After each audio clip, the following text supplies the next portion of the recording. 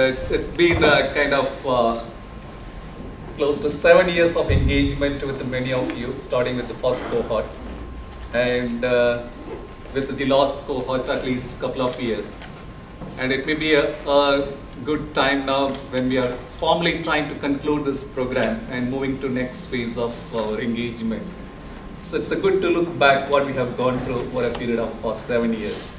So, and as actually Olivia highlighted in her speech, during 2010, the partnership emerged between African Union Commission, Ministry for Foreign Affairs, Finland, and JESI.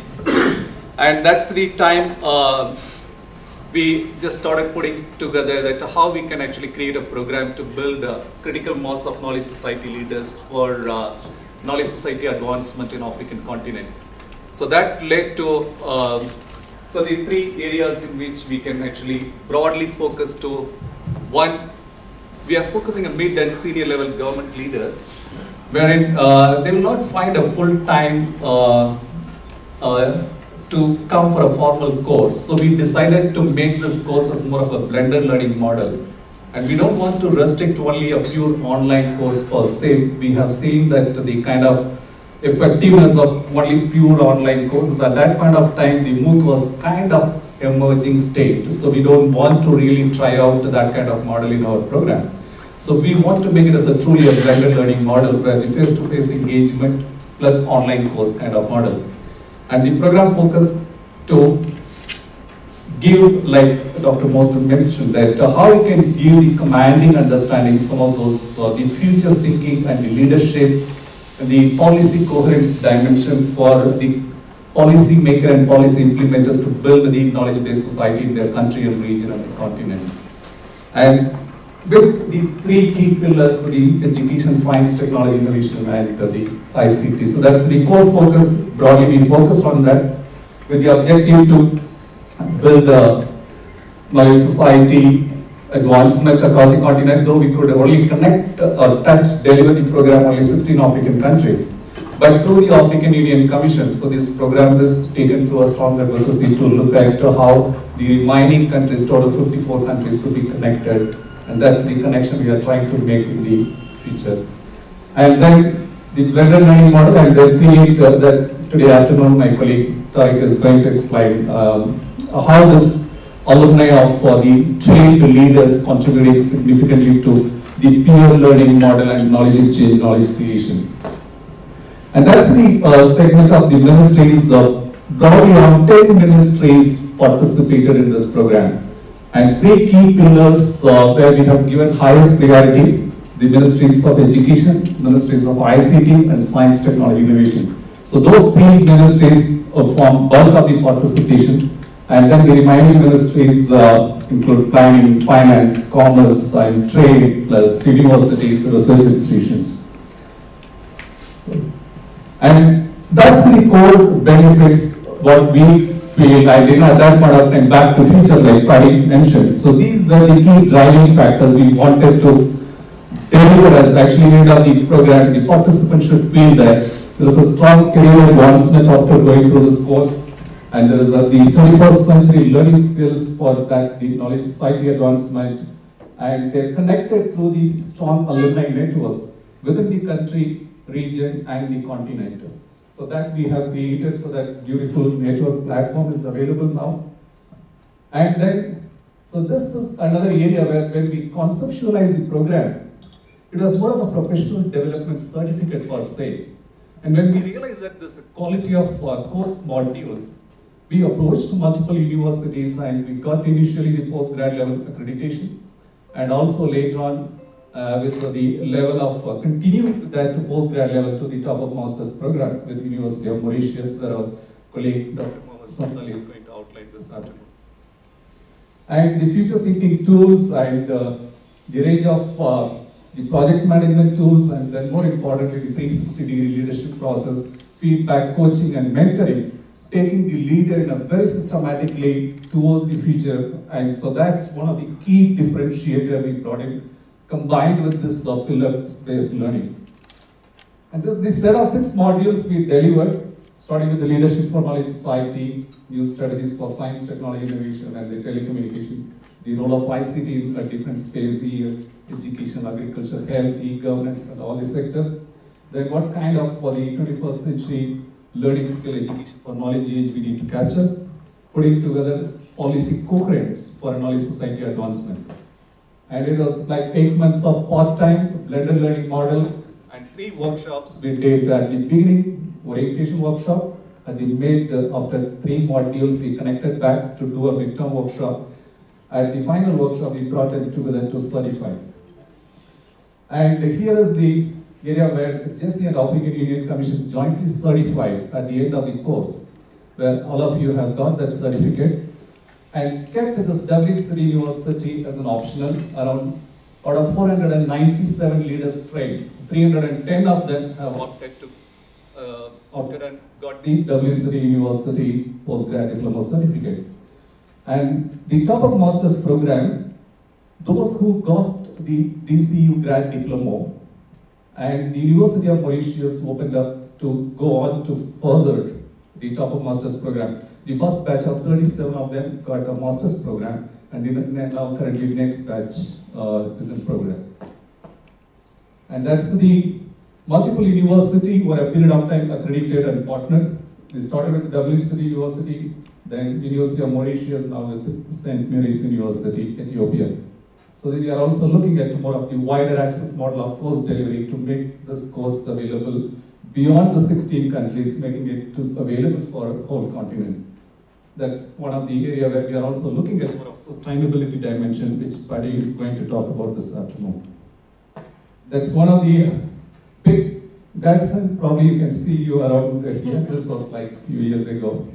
You look the same still now. Okay. And since we have these 2 panelists here, so I picked up record and yes, the quote which they have given about the feedback. So I hope to listen to them more detail when they come on later, so we can validate what they say versus now. And that's the quick snapshot. While we signed the partnership tripartite agreement with the African Union Commission, Jesse, and the Ministry for Foreign Affairs in 2010, the whole of 2011 we took intense country study analysis and preparatory work, and the course module development, putting together the learning platform where my colleague Yuho Mikonen is here. So he's significantly contributed to put together this platform and blended learning model. And we moved on to deliver this course. Like we started with 5 countries in 2012, 83 of them graduated. Then 2013, 8 countries, 130 leaders trained. And 2014, 13 countries, 230, and 2015, so 3 francophone countries. So that's in a nutshell, like 16 countries, 4 regions, Southern, East, and West and North Africa region, 2 languages, French and English, 44, 97 leaders trained.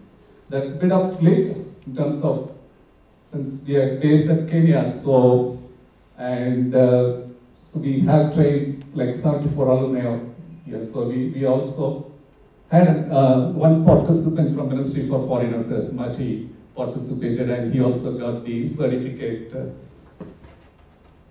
And in terms of the qualifications of the participants, it must be, here you can look at out of 497, 42 of them have already doctorate, PhDs. And in spite of, actually they have this PhDs with the DCU grad diploma. Some of them have actually gone for another master's, top of master's program. And 335 officials, bulk of them represent, you can see 68% of them with master's degree. And 120 of the participants with a bachelor degree. And definitely that, so that segment really motivated to get the top of master's program. And here is another quick split on that, the 10 ministries what I talked about, to bulk, like 43% of the representation out of 497 from ministries of education, or it's autonomous and semi-autonomous agencies like AICD or Teacher Service Commission. And Science, Technology, Innovation Ministry, 9%, and then second highest with ICT Ministry. And here is actually Olivia also touched upon like 32% of them female, where we committed at the beginning to MFA that minimum 30% we train the women leaders, but not compromising on the intake selection criteria. So without sacrificing, compromising any quality parameters, 32% of the women leaders trained in this program. And quick couple of snapshots. For a period of all the cohorts, where we have designed this participant intake platform, over 2,500 applications or applicants registered and applied. And halfway through registration, most of them realize that it's for a mid and senior level. Some of them not qualified to be part of the program, so they realize that they dropped out. Actually, 1,248 applicants successfully registered, 706 participants have been given enrollment, and 497 successfully completed, which is close to 70%. By for any standard of blended learning program, that's one of the highest success rate of retention. And in terms of split of the number of workshops, total 88 workshops we conducted over a period of 2012 to 2016 across 16 countries. So you can imagine the enormous effort of our colleagues traveling every country, 3 workshops, and so that's the number of workshops we conducted. And each workshop, so you can see gradually some of the retention, how it actually got dropped. So when we started the opening workshops, always like 2012, 110 midterm workshop, some of them moved out with a new role, or so for various reasons, they couldn't really continue the course.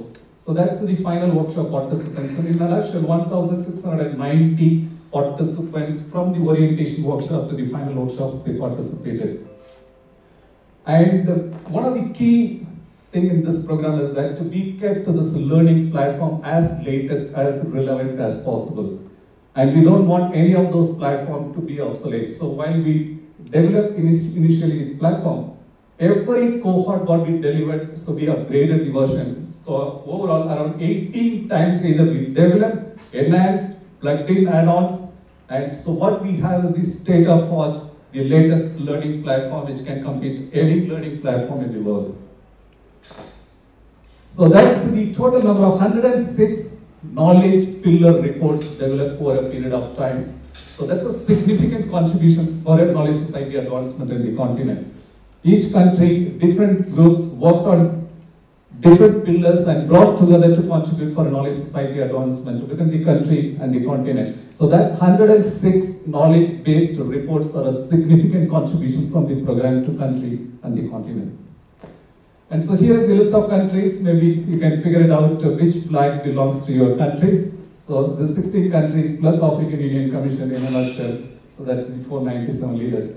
Well, going forward, and we have now enhanced this content module based on all our cohorts of experience, making from the 6th module to the 8th module approach, and extending the knowledge society advancement, connecting to the sustainable development goal as well. So that's the set of 8 modules are going to be rolled out over a period of 10 months duration through directly or with partners on a wider access model. So that's going forward. So we have all these modules ready, and it's now ready to move on to the next phase of launch.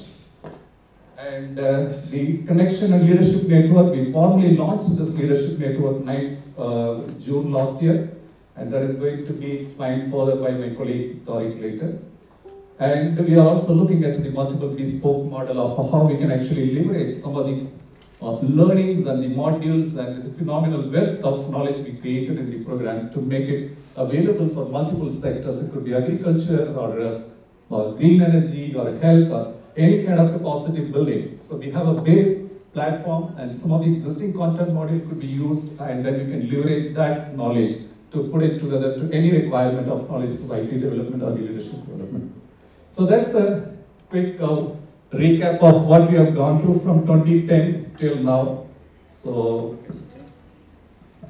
thank you.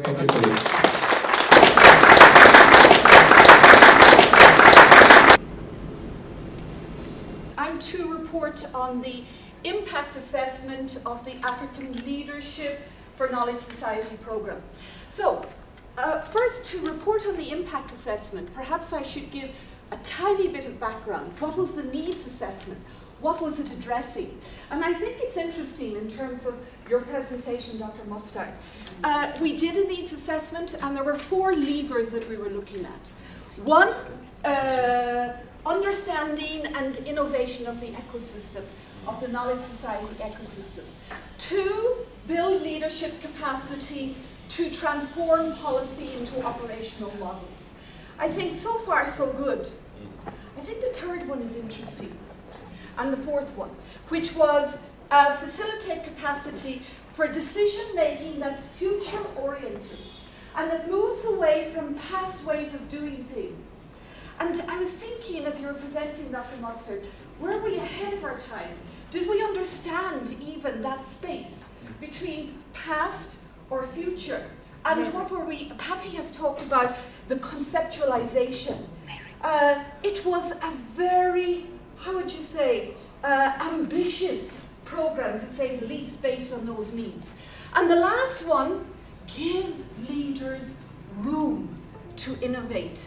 Maybe room to think, room, that space, and whether we were capable of creating that space. Now, I see Jerome in front of me, so I better actually move quickly. In these findings, the dreaded list in terms of the presentation, I could list them off.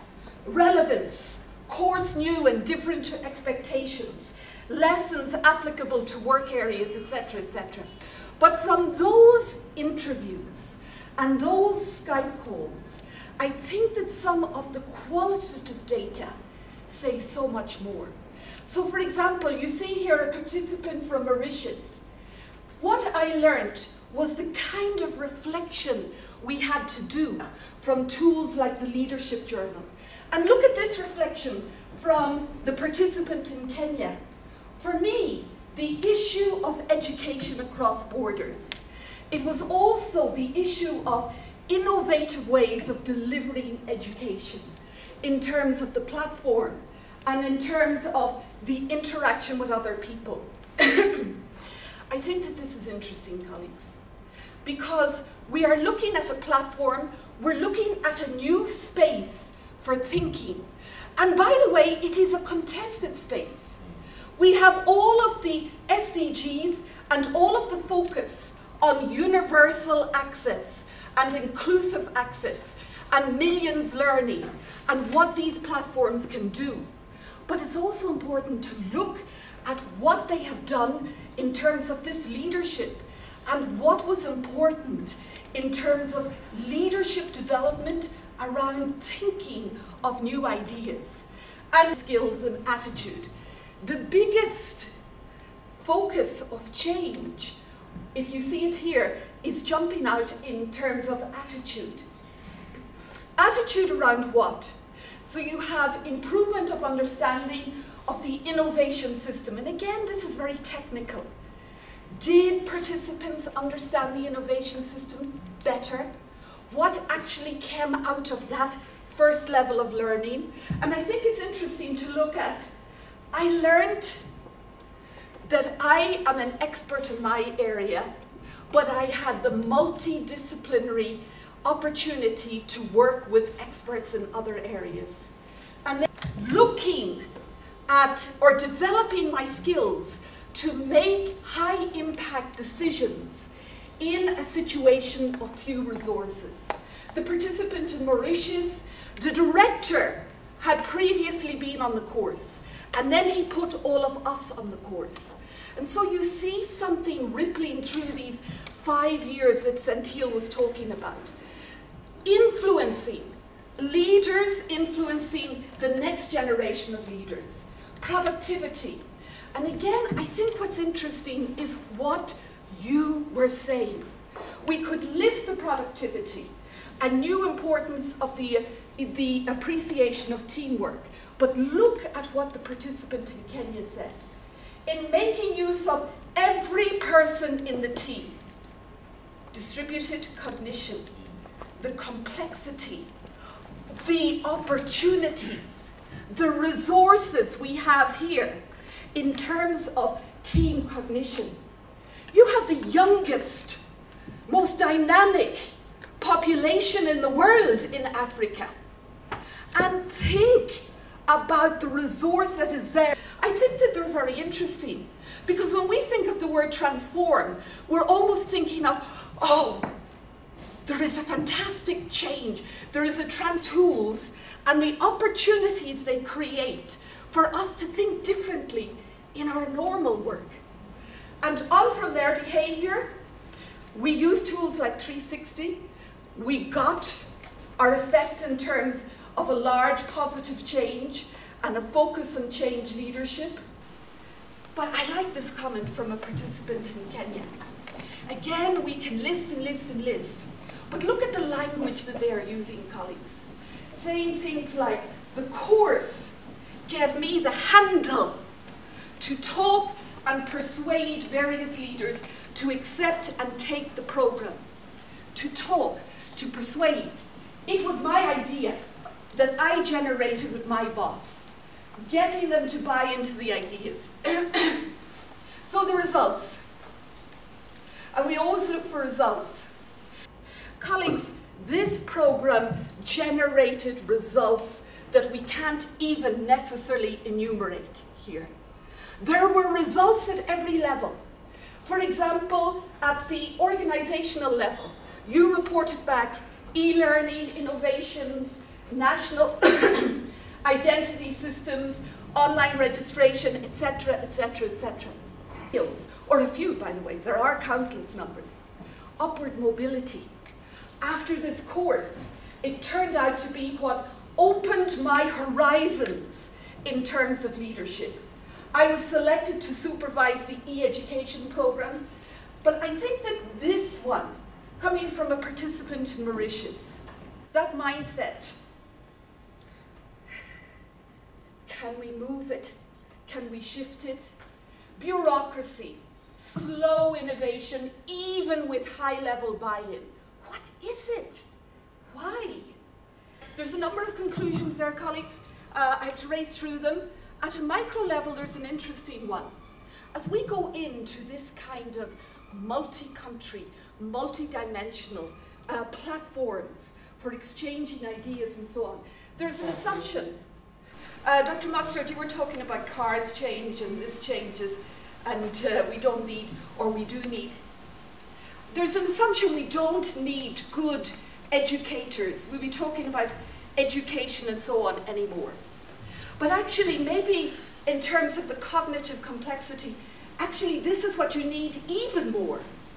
And so one of the aspects with all of these multiple dimensions of thinking, you need to develop capacities for tutors, to moderate, to prompt thinking in new ways and drive it forward. At a mezzo level, one of the issues was, who are we targeting? Is it middle level or senior level managers? If you take the middle level, can they influence the senior level? And if we are looking at bringing an initiative like this to scale, how can you target multiple and hundreds and thousands of institutions?